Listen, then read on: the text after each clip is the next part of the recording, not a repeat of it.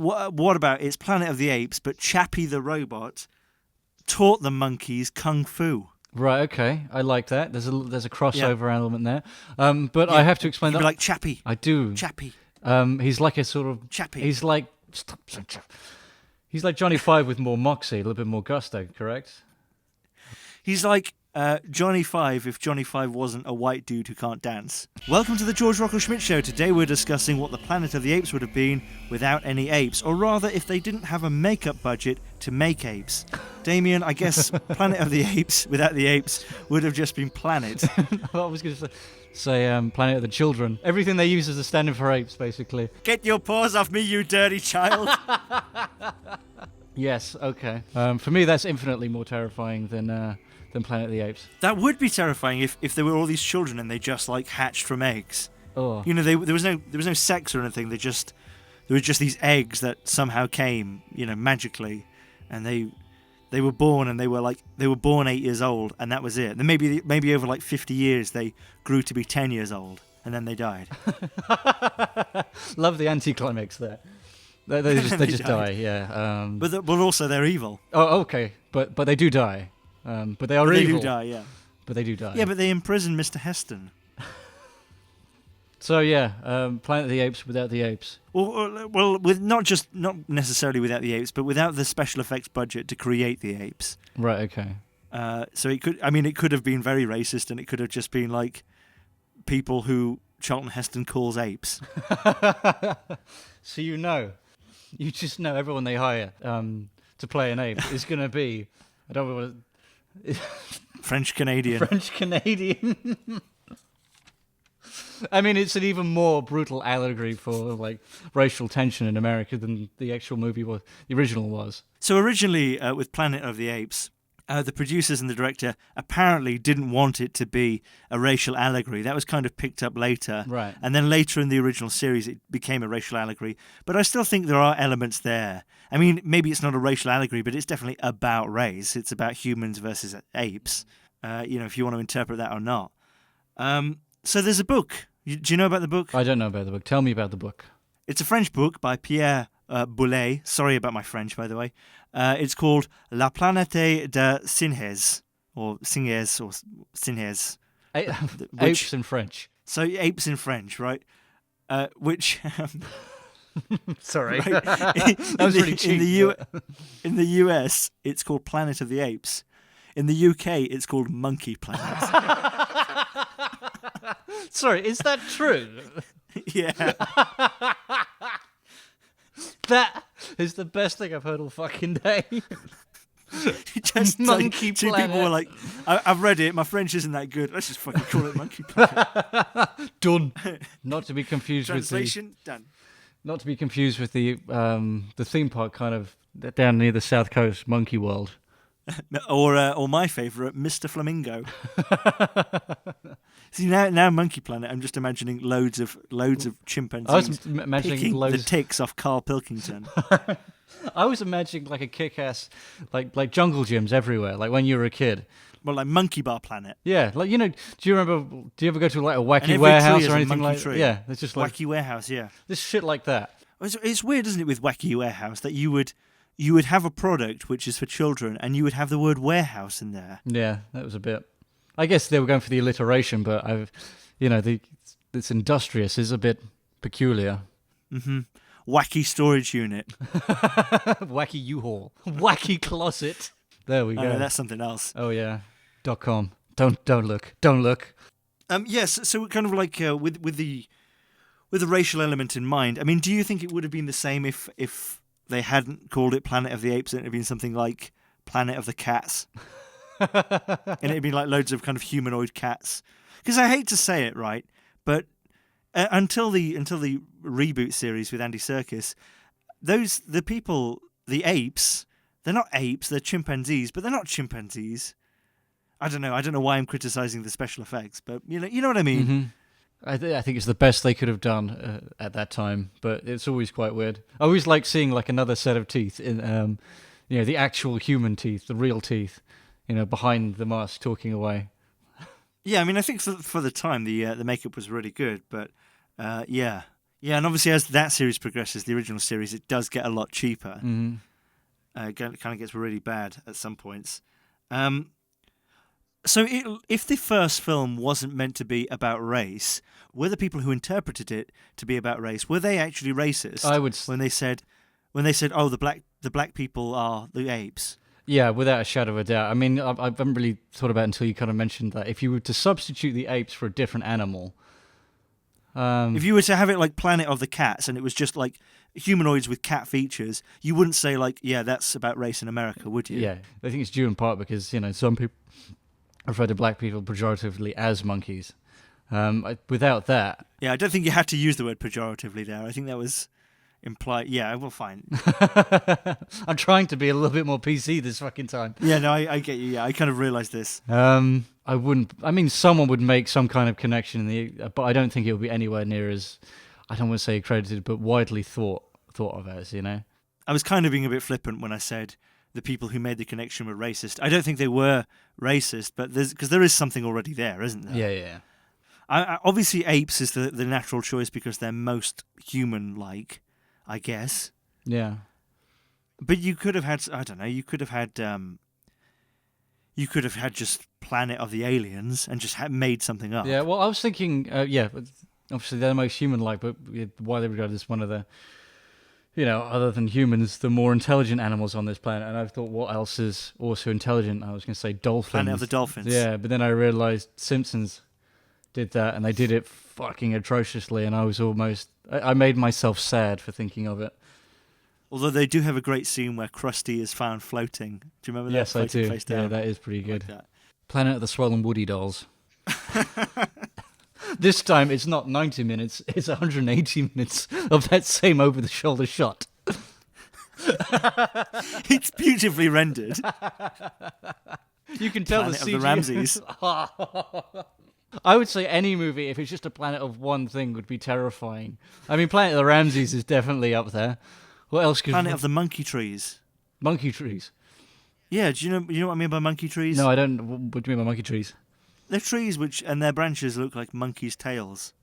I've never seen those. Are they a real thing? You just had me on. They're a real thing. I didn't say like Planet of the Sausage Trees or something. Sausage trees are fucking real. I've just gone onto Wikipedia to find monkey trees, and I've just typed in Planet of the Monkey Trees.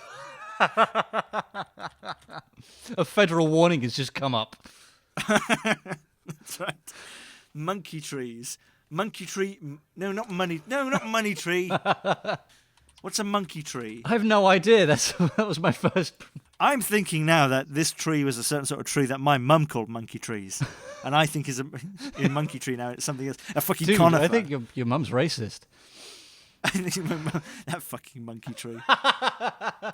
Monkey puzzle tree. Okay, and it's called a monkey puzzle tree because its real name is Araucaria araucana. What's that? It's a tree. It's a monkey tree. Fucking hell, listen. Well, I guess I've seen trees like this. I didn't know they were called monkey trees. That doesn't look like a monkey's tail to me. That's bullshit. It's like a monkey's tail, like a bristly monkey's tail, like a monkey that's all wiry, like Desperate Dan. Right, okay. So you're saying a planet of these fuckers is going to be scary. Are they bipedal at all? Can they move, or is it just they're just trees? Don't they look like something out of a sci-fi novel? Like they could be tripods. Oh yeah, yeah. Well, it reminds me of fucking Triffids. They look like they could be moving. I mean, what a scary tree! It's just so tall.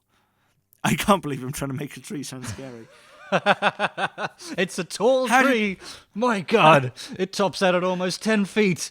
And Charlton Heston can be like, who's pruning these fucking trees? Because it's a bit bluey. He says fuck a lot. Oh, yeah, we don't fucking whitewash it. It's really bad. Okay, so kind of keeping in the racial sort of allegory area, what if the story, whether it be Heston, Mark Wahlberg, or... see, now I said Heston, I'm thinking of Heston Blumenthal. And if you think of Heston Blumenthal, you think of one man after that. I wanted to say it earlier as well. I was dying to. What if the story, Charlton, Mark Wahlberg, or Andy Serkis, had been about black people dominating non-blacks, enslaving them even, in the same vein as White Man's Burden? Have you seen that? No, I haven't seen that. I've never heard of it. It's a film with John Travolta what life would be like in America if the racial divide was flipped and the black people had all the money and power. Right. Okay. Is it good, or is it just a premise that's interesting and the rest of it's really poor? I think it might be that, but I enjoy watching John Travolta. It was a movie. I mean, what if it had been that? Charlton Heston lands on a planet and black people rule. 1809, Virginia, but it's white people in the cotton fields and black people sitting there sipping bourbon. Right, okay. I was going to say that, but it's just 90 minutes of Charlton Heston picking cotton. He's quite good at it. But, the black oppressors, for lack of a better term, they're not that oppressive. He does a good job. This is recognized, and he's rewarded for that. They run a fair society. Yeah, they're dictators, but Charlton Heston ends up as quite a powerful managerial position. Yeah. He becomes like counsel, not to the highest of the powers, but No, but he does well. He has a voice, and it's recognized. It's not simply ignored. There's a moment where he's talking to Cornelius, who's one of the black oppressors, if you want to call them that or whatever, and he's saying, it was amazing because when I was an astronaut, my head was all over the place, but now I'm a slave. I'm happy. Oh my God, that's a movie with a lot of complaints, I think. It's like when people see this in the movies, they are like strapped to the fucking chairs, Ludovico style. Like when they walk out, they are like, they're put into chains. They're supposed to accept slavery. Okay, not that. No, I think we should gloss right the fuck over that. So we were going to talk about Planet of the Apes without the apes. Now, we've tried to kind of spin that in a different kind of conceptually, but what we haven't talked about is a Planet of the Apes movie where the apes are still apes. They're just not present in the movie.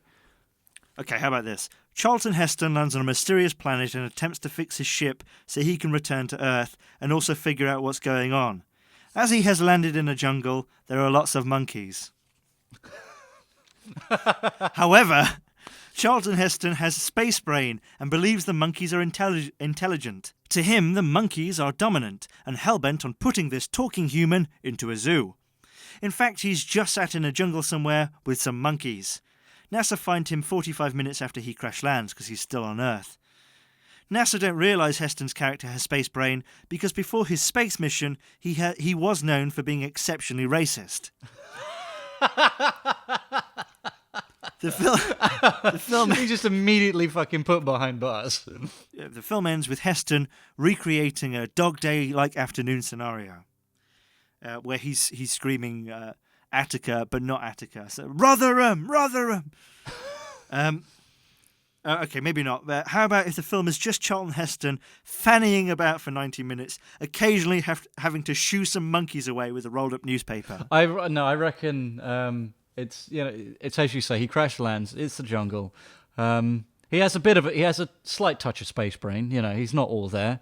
He's got some of the space brain. Yeah. Of course. It was quite a traumatic. Landing. He was shaken by it. But he kind of goes. Like in the film, he is with two other astronauts. So yeah, he crash lands in the jungle. He's all there. Well, he's not all there. He's convinced that human society is all but wiped out.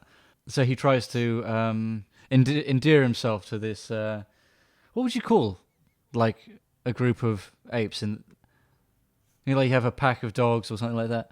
Is there a plethora? A lot, a lot of monkeys, a lot of chimps. Oh my God! You won't believe what it's called. What's it called? A group of apes is called a shrewdness. A shrewdness of apes. Yeah. I mean, I've heard loads of these now, and whoever came up with them was full of shit. Do you know what you call a lot of butterflies? No. A kaleidoscope of butterflies. Yeah, because I've heard of like a bunch of really weird fucking ones. Like pack kind of makes relative sense. I don't know because it's just so normalized, but Murder of Crows, Parliament of Owls, a lot of people know about. This one I heard the other day, and I can't remember exactly what the animal was. The collective name for them was a candle. Wow. It was like a candle of lemurs or something like that. Sorry, just say candle of lemurs. It's not lemurs. I know it's not that. It's something else, but I can't remember what. A smack of jellyfish. I would love that. Fucking maybe this guy had the right idea. A lot of monkeys. a zeal of zebras, Oh, fuck off. an unkindness of ravens. Oh, fuck off. I mean, it just sounds like Right. it was like fucking picked from Dickens or like Kipling or something. A blessing of unicorns. I mean, that's like Samwell wrote that. Oh, Jesus, yeah. Do they know? A prickle of hedgehogs. Do people remember? Do people remember Samwell? Yeah, they remember Butters. Yeah. A troop of monkeys, then. A So it's a troop of monkeys and a shrewdness of apes. Okay, so I think it's kind of more. This movie is more kind of Gorillas in the Mist, kind of Attenborough type stuff. So Heston ingratiates himself to gorilla society, but after a while, for whatever reason, they just do not have it. And then it just goes like kind of full-on cannibal holocaust on Charlton Heston. They start by just ripping his arms out of sockets effortlessly. Do you think there's any room in this movie for any monkey loving? When you say monkey loving, are you talking about a monkey loving Charlton Heston? Yes. I mean, they certainly kind of were toying with the idea with the Mark Wahlberg film, weren't they? I remember that when it came out. Yeah. There was it was him and Helena Bonham Carter, wasn't it? Or what? Yeah, you know who directed it? It was what's his face, Tim Burton.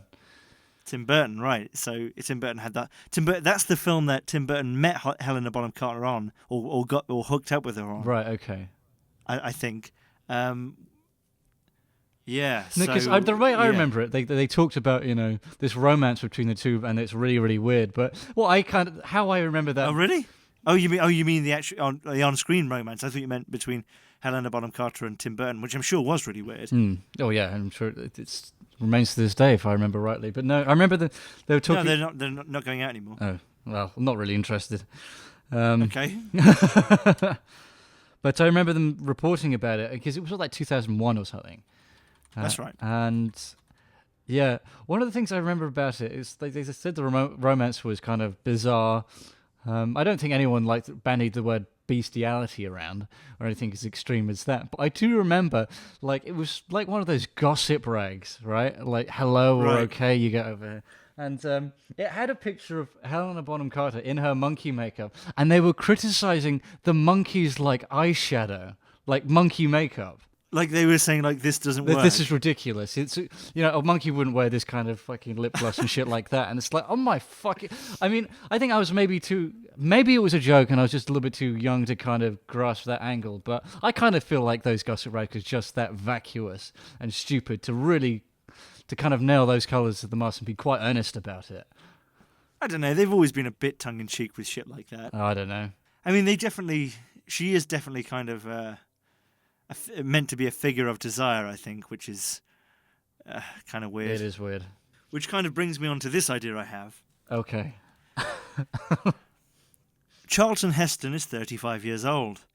He lives with his wife and 2 kids at 12 Acme Avenue and has an emerging job at a marketing agency. Jimmy Kong is a 350-pound gorilla who lives next door with his wife and kids, all of who are human, by the way, and he manages a Dairy Queen downtown. Can Charlton and Jimmy put aside their differences, or will these 2 stubborn primates rub each other up the wrong way before they realise how alike they are? Diana Rigg is Charlton's wife, Sophia Loren is Jimmy's wife, the children are all played by the producer's gobby kids. Oh. Well, I'm so glad it kind of went in that direction. Because I thought, you can talk about Charlton Heston has his lovely nuclear family, and he has, the children are monkey kids. And he's like, where did the monkey kids come from, darling? No, he has a monkey wife. That was going to be the reveal. Well, you mean it's revealed in the end of the movie? We only ever see her shoulders or something. Those old Cartoon Network cartoons where the kids, they all go see their parents. You never see them from the waist up. It's always just the legs. Yeah, right. He's always like, hey, do you want me to pick anything up from the store? And his wife's like, yeah, because even though you never see the wife's face, I mean, it's revealed that she's like a silverback, so she's fucking huge. There's no way you can make that mistake. It's just throughout the movie, you're just not allowed to see her face. She's the top. Oh, without a shadow of a doubt. It was like Charlton Heston that sired these children, inexplicably. I imagine the film is about something along the lines of Jimmy Kong knocks down Charlton Heston's fence, and then it ends. It kind of progresses from there. and then Charlton Heston puts the sprinkler on when one of Jimmy Kong's children comes into, and Jimmy Kong, another racial angle there. Jimmy Kong's children are all humans as well. He's the only gorilla. Right. Okay. One of Jimmy Kong's children is in Charlton Heston's backyard, like picking up a ball, and Charlton Heston puts on the sprinkler system. Right. Okay. And then it ends with them murdering each other's wives. Yeah, because, Charlton Heston doesn't deny his roots and goes full on NRA on him and drops him with a fucking deer rifle. It doesn't deny his roots. What about it's Planet of the Apes, but Chappie the robot taught the monkeys kung fu. Right, okay. I like that. There's a crossover element there. But I have to explain that. Like Chappie. I do. Chappie. He's like a sort of... Chappie. He's like... He's like Johnny Five with more moxie, a little bit more gusto, correct? He's like Johnny Five if Johnny Five wasn't a white dude who can't dance. Okay. Can you elaborate a little bit more on Chappie? Because I haven't actually seen it. I've only... Neither have I. Oh, right, okay. It's from the same the guy who did District 9. Oh, and, right, okay. From the trailer, I understand that Chappie communicates by saying his name, which leads me to believe he's a Pokemon. Right, okay. So we got another shared universe here. We've got multiple crossover angles here. The franchising rights will make us rich beyond our fucking wildest dreams. Because if it's not Pokemon, it's Johnny fucking Five. Everybody loves Johnny Five. Those kids can't get enough of that Johnny Five. Oh, Johnny Five is staying alive. We brought John Travolta on it. Oh, so you know, just to make clear, Chappie does say more than his own name. I'm just saying. Okay. That's the bit I remember from the trailer. I've not seen the film. He says up to and including 20 different words. Play as Lynch. Yes. Like they're not able to kind of properly form a society more than they are now, but they're coming after Charlton Heston and they know Kung Fu. Right, so... But Charlton Heston has his trusty from the Super Mario Brothers film, Monkey Wrench. Ah. Did we say that had an engraving on the side as well? Something to do with Dinosaur Killer? The engraving on the side says, "This machine kills monkeys." Right.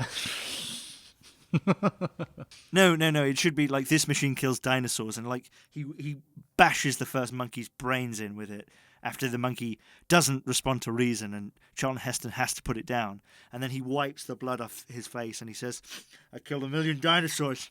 I never thought I'd have to kill a monkey." And then by the end, he's killed 1 million monkeys. Yeah, and he's completely au fait with the idea. He's completely fine, yeah. So the movie's now just Heston v. Million Monkeys. It's just called A Million Monkeys. Charlton Heston in the ruins of New York is hunted by monkeys in a kind of a Batman sort of car. It's just a Mega Man but with monkeys. What about if it was Charlton Heston on the Planet of the Apes and he was Judah Ben-Hur? Charlton Heston comes out and he greets the public and he says, "Soylent Green is monkeys." If he greets the public and he just says, "Guys, Soylent Green is the fucking nuts," and grabs them, A bit more serious. What if? Because we talked about this before. What if the apes, when they evolved, maybe not in the first Planet of the Apes films, but when we see them later on and they're starting to learn to speak and they're really starting to learn how to be human, what if they don't learn English, they learn Nepalese? I think my point is why would they speak English? Why would it be any human language, I suppose? I guess it would be kind of, unwatchable, but if, the society... What I'm saying is if Passion of the Christ can be made just with Aramaic... All right, so what you're saying is we need yet another reboot of Planet of the Apes, but this one needs a full-on injection of Mel Gibson. Mel Gibson. Yes. Mel Gibson. If anyone can navigate the precarious channel of racial sensitivity, it's Mel Gibson. What do you think about the new Planet of the Apes films? Because I think that it's interesting that they obviously don't need makeup anymore. It's all CGI. Mm-hmm. But I think it's very beneficial because Andy Serkis is able to do some actual acting, Whereas I think if they'd put him in a model, not in a model, but in like a fake ape face as they had in the 1968 film, I think it would have been quite hard for him to actually either emote or be recognised as Andy Serkis. Like when I watch Caesar in those new movies, I can tell it's Andy Serkis. Yeah. Do you know what I mean? Yeah, I know what you mean. I mean, I would say it's it's very impressively rendered. I went into that movie and I have to say, very consistent frame rates. So this all this technology allows them to emote and what have you, and yeah. So yeah, I do think that rubber masks would obviously kind of impede his acting ability. Yeah. And I do rate Andy Serkis quite a bit. So do I. But I'd also would quite like to see him kind of take up that mantle. He does seem to take up some very kind of bizarre challenges in acting with a lot of the motion capture stuff. I reckon we should. So like if you were at the Academy and Andy Serkis was saying, "Do you think I'll get an Oscar this year?" You'd say to him, "You're very good, Andy, but you need to wear a bit more rubber." Yeah. You're not creating enough obstacles for yourself. You need that rubber mask on to see if you can still do the same kind of thing. It's all very well. It's easy with CGI, for fuck's sake. All right. Slap him around the face. All right. So not only do we want you to wear this rubber mask, but fucking put on a pair of rollerblades as well. All right. This fucking blue screen shit is a cakewalk. You need to get out of your comfort zones and do something great. Andy, you fucking hack. Have you seen Jamie Oliver? Have you seen the way his mouth moves? Have you seen him when he turns around fast? Have you seen the way his mouth moves? Like the skin comes off his fucking jaw and it slops around. We want that from you. You make him sound like he's got fucking lips like a horse. I would like to see Andy Serkis in a rubber mask as well. Maybe he should like play Jason or something. Do you reckon he would succeed with something like that? What do you reckon, you'd have to kind of glue to Andy Serkis before it'd like truly impede what he's capable of? Like a Volvo. He's just duct taped to a car. But he's still in the fucking shot, He's reaching through that window and he's got he's got some kind of rig where he can work the accelerator, brake and the steering wheel at the same time and still have and one hand free. It's still impressive. It's not entirely convincing. Why does he have to work the car to do this? Because he's got to move, fucking hell. He's not stationary in every scene. He's duct taped to the side of the car, but he has to move with the car. Like he has to drive the car. Yeah, well, the way I see it, he's kind of like on the side across like the passenger doors or something. So he's got like the driver's side window down, and he's got his arm in that window, right? And he's got some kind of rig in there where he can operate the pedals and do something with the steering wheel. Okay, I see. I mean, I like to see Andy Serkis, like just his head on the top of like a kind of model Bumblebee, but there's 100 actors doing it, and like one actor's just in charge of like this part of that limb. But he's just the head, but it's like everyone's doing their own thing. So it's just this Bumblebee with like all these appendages moving everywhere. It's a fucking nightmare. It's like the most unsettling thing to watch. The mind is not used to seeing like all these different body parts like thinking independently. There's something that's ineffable. It has this ineffable quality that you just can't understand, but it is incredibly disturbing. It just has Serkis's grinning face at the top. And we make very clear that, this Bumblebee is the size of a man. Oh my God, I hadn't thought about it on those terms. It's got Andy Serkis' head for a head. I mean, of course it is. It would be ridiculous if it wasn't. I feel stupid for thinking otherwise. Jesus Christ. I think there's something very scary about bumblebees, especially with Andy Serkis' head on them. Yes, I would say so if they were man-sized. Can you imagine if there was a dog but it had Steve Buscemi's head on it? Oh my God, that would be terrifying. Like it was a Mastiff. Even if it was a Chihuahua, that'd still be... Yeah, but if it was a Chihuahua with Steve Buscemi's head, we're going back to the Woody thing where it can't hold its head up. Oh, no. It's a shrunken version of Steve Buscemi's head. Fucking hell. Or it's a massive Chihuahua. These things are horrible. Do you remember when I said to you, imagine if my cat's head was on its tail, and you got really freaked out? Yeah, that was fucking horrible. Yeah, well, imagine if my cat's head was on its tail. Imagine if Steve Buscemi's head was on the end of your cat. Oh, man, that's horrible. And she just had to drag it around. So, A Planet of the Apes, without the apes, the way to kind of keep that movie in the realm of watchable is if we have bumblebees with Andy Serkis's head on it that are man-sized bees. So it's not a budget issue at all, is it, if we can do that? I know, I mean, but watchable. Oh, watchable. Okay, all right. The way it's going to be watchable. But obviously, Andy Serkis, he does his acting, he's great. But, the thing about Andy Serkis, he's a good actor, but his voice, he's just not as good as Jerry Seinfeld, is he? All right, so we get Seinfeld to dub all of Serkis's lines in this movie. And many other actors as well. It's got to be like 80% Seinfeld. Right, okay. And then the other 20% is just... ba-da-bow-bow-bow-bow-bow. Okay, so we've got... So everything is that horrible synth-based soundtrack. There are no apes in Planet of the Apes. We've got 8 actors, 6 doing the legs, and 2 for the wings. Serkis is the head, and a man-sized bee. Every other line is, Jerry! This movie is a nightmare. I think we're just kind of moving from Planet of the Apes to B-movie, aren't we? Yes. But I'm sure we'll get to that another day. And we've got to talk about that at some point, haven't we? I suppose so. After I, Frankenstein. Oh my fucking God. To go back to the Planet of the Cats, do you think it would be quite scary if Charlton Heston, on his own, because he's got to be on his own, because who cares about the other two? What about if he lands on Planet of the Cats, and it's just loads of cats? They're not human. It's just cats. They're just cats. Yeah. Yes, and they're nuzzling at him, and he's like, get this away is just from me, too you dirty nice. Cat. They're trying to be friends with him. They bring him. They make him a cake. They bring him a cake. They drag it along. Yeah, okay. It's ruined a bit. They didn't fill it very well. They're cats. Give them a fucking break. It's a miracle of that course. they can make a cake. Well, we sell this movie on the fact that you come see the movie that has no narrative arc whatsoever. It's just it has cats though. You want to watch Charlton Heston being molested by cats? Here you go. 90 minutes of it. Molested by cats. Not in the dirty sense of he's course. in a deck chair and he's trying to read a paper and a cat jumps on him and he's like, "Oh, you bloody cat! I've just cleaned that. Now I've got hair all over it. Bloody cats!" Yeah, just like that. Not molested. And then the cat moves and that's it. Yeah. "Oh, you bloody cat! You spilt my bloody lemonade, you bloody cat!" It's like that. Because he's like a miner from the 80s. Oh, bloody hell.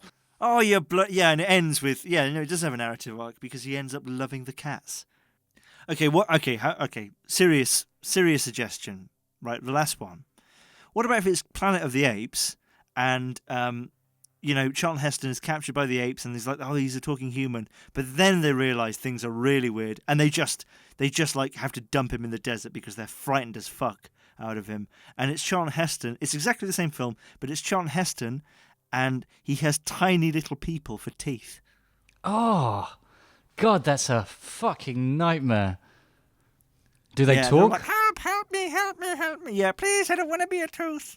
So every time Charlton Heston opens his mouth for dialogue, you can't hear anything he says. It's just the screaming of about 30 people. That's right. And the only way he can eat is by resting some food in his mouth and then the people eat it. Oh, God almighty. Yeah, you like that idea? No. Yes. No. Yeah. No. I'd leave him. I'd maroon him in a fucking desert if I ever saw that. And to woo, the girl he's with, or if you want to do it in the Mark Wahlberg one too, to woo Helena Bonham Carter, he can open his mouth and just kind of tap his mouth, kind of to give these people the sign, start doing it, and they all start singing and dancing. Obviously, they're rooted to the spot, they're rooted to the guns. Are they rooted at the waist though, or the feet, or yeah, what? kind of like the waist. I imagine, okay. So they don't have their own. They don't have their own genitalia. So when they're, yeah, maybe they do. Maybe they do. Okay, because So you mean do they have to shit in Charlton Heston's mouth? Well, yeah, piss, shit, and then any other discharges. Let's just say it's at the waist. Yeah. Oh. Yeah. So there aren't going to be 30 tiny people jizzing in Charlton Heston's mouth. No, but they can do a Mexican wave. And whenever, Charlton is restless at night, they sing him a nice lullaby. Yeah, I mean, they they hate being in his mouth, but they understand it's not his fault. Yeah. Yeah, they accept their faith and kind of act as soothsayers for him. Yeah. I mean, they're just people. They have to breathe. And he can't leave his mouth closed for too long, otherwise they'll die. Right, of course. He'll probably die. Yeah. Oh, right. Okay. So their respiratory system is intrinsically woven in with his. Yeah, I mean, they're kind of symbiotic life forms. They're basically part of him. Symbiotic. So what were they? Parasites that found their way into his mouth? I don't know their background. So all right. So Charlton Heston crash lands on. It's not Earth anymore because he's on an alien planet with these weird little tiny people parasites. No, he flies out. No. He flies out of the windscreen, right? No, this no. ship has a windscreen. No, he lands on the planet mouth. of the Apes. He lands on the planet of the Apes exactly like it was.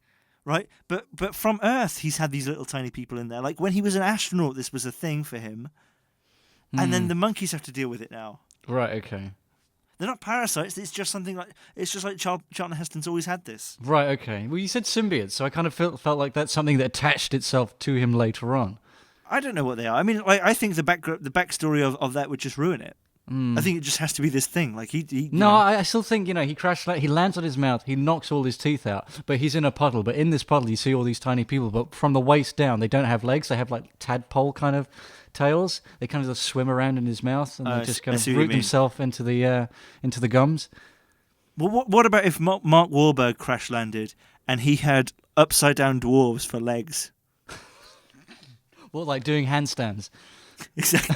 So, as opposed to 2 feet, he walks on 4 hands. Yes. You got it exactly, yes. He's very sturdy. He's like a fucking mountain goat. All right, so, are these midgets, right? Are they attached? They're not midgets. They're dwarves. So are they attached at the waist to his waist? Or no, when, no. It's like Mark at the Wahlberg knee. Takes off... They're attached... They're attached at the waist to his knee. Right, so it's not like if he takes his trousers off, below his pelvis, he's got 2 feet. He's got 4 feet coming out of his pelvis into 4 legs, and then the remainder. Well, if it was like that, surely it would be their legs would be one. They would each dwarf would only have one big thick leg, and that leg would also be Mark Wahlberg's thigh. Right, okay. No, I don't like that. I think it should just be 4 feet that are just sewn into, the fetid wounds where his thighs used to be. So Mark Wahlberg was a war veteran, so the kindest thing to do was to sew 2 dwarves to him. Yes, yeah. But I mean, the thing about the Planet of the Apes is, they've got incredibly advanced sciences. So when these dwarves were dead, there's no separate consciousness in them, but they sewed the nerves up perfectly. So he has full cognitive control over them, but it's sewn through the feet. And if that's the case, can he see out the eyes of these midgets as well?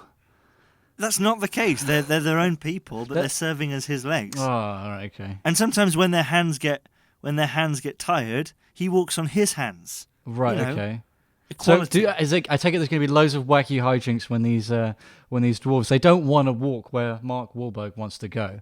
And sometimes I think it's mostly incidental. I think it's hardly ever mentioned, and we only ever see them once or twice. Right, okay. So he takes his shoes off once, and you just see the 20 fingers and just peeking out from the hem of his trousers. That's fucking disgusting. I made myself sick. But I see, it's important that he does that so the audience can understand why his shoes are so fucking big and hand-shaped. Oh man, yeah. I mean, you really understand his trials and tribulations. That's a hard life to live. He's not just enslaved. When he has to live with this burden. It's not an easy life. That's why he became an astronaut. To escape the ridicule of Earth. And think about it, the monkeys respect him because the dwarves can use their hands, to grapple onto stuff. So basically, Charlton Heston is like a monkey, but better because he's got 2 hands on each foot. Right, so when he's you can have a montage where these these dwarves are like training, so they can kind of like walk on one hand. Wahlberg's going into combat now, and he needs he needs to play everything to his advantage. So what he's thinking is if he can get these dwarves like walking on one hand each, one gun each. Oh, okay. Exactly. I thought you were going to say he's walking on his hands, and they've both got guns. No. So they're walking on one of each of their own hands, but they're also wielding a weapon in each hand. So from that, he also, he'll tailor his trousers so they kind of have like a sleeve each now. It used to be just out the straight at the bottom, narrow. Yeah, of course, like a normal set of trousers, of course.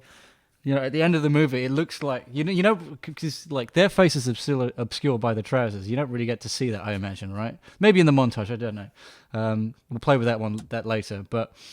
Yeah, I mean, well, listen, we'll have so many options in the edit because we'll shoot it from lots of different angles, obviously. So when he does go running into battle, it looks like he's running on two tiny hands, but he also has, he's got these two arms out the side wielding, I don't know. Wielding like M60s, right? I mean, like proper fucking big machine guns. I saw knives, really, more kind of like something a little bit more kind of stealthy or tactical, like kind of like a folding knife or anything like that. For more when he's in a jam rather than, full on melee. But I suppose, we could get kind of like a Kalashnikov downsized that, mini Kalashnikov. We can get it kind of downsized so that they could kind of carry it with and wield it with one hand. What about you go the other way and have like they both got derringers or something or flare guns? Oh, flare guns would be good. I like that. Yeah, I mean, I'm now thinking that their hands that are next to each other, they should each have like a pipe, and on that pipe they should put a wheel, so like he becomes like a kind of Segway. So and what? Their outer hands are. Oh right, no, I misunderstood. I thought like rather you're trading off obviously the extra firepower for more mobility. So what they've got is they've each got like two small unicycles, right? They're pedaling with each hand. So he's on two wheels essentially, and he's just rolling around at high speed. Their heads would be on the saddles, wouldn't it? Right. Yeah. No, it's just the wheels. Just the wheels. I'm sure we can. Okay. Yeah, we can. Sure, we can. There's a workaround. I'm sure. Yeah. Right. So when there's a way of making this look not silly. Yeah. So, or maybe like Mark Wahlberg makes like a proper like kind of Batman utility belt. So he's got all these things ready. So he makes his breakout with like the high-powered dwarves, right, on one hand. But then once he's out at the gates, out the front door, they chuck that off. He reaches into his belt, reaches in the unicycles. That's it. Makes his getaway, and he sails off at like fucking 30 miles an hour. Not that impressive, but for a human, not in a vehicle, that's pretty good. Yeah. Yeah, and it's terrifying as well because with these dwarves, he's like 7 foot tall. Because now these dwarves, their feet were sewn to his feet. No, that's ridiculous. Oh, fucking hell. No, but I mean, they're on unicycles, aren't they? I mean, there's going to be a bit of elevation. All right, I just got a little bit too carried away, but I still think it's solid. It's worth consideration. Well, their feet are sewn onto his feet. Yeah, but then they could kind of do then they could open their legs, couldn't they? And someone could fire a rocket and like they could open their legs and it goes in between the gap. So what if it's just one leg of each dwarf sewn to Marky Mark's thighs, right? So now they've got 2 feet in play as well. And again, we've got like alien monkey science here, so maybe they get the feet removed and they get two more hands put on instead. I mean, what do you think? Yeah, why not? Why the fuck not? I don't know what to say. Well, I mean, that's how I wanted to see that movie anyway. I think Tim Burton didn't fucking try hard enough, if you ask me. This was about Planet of the Apes at one point. Oh, yes.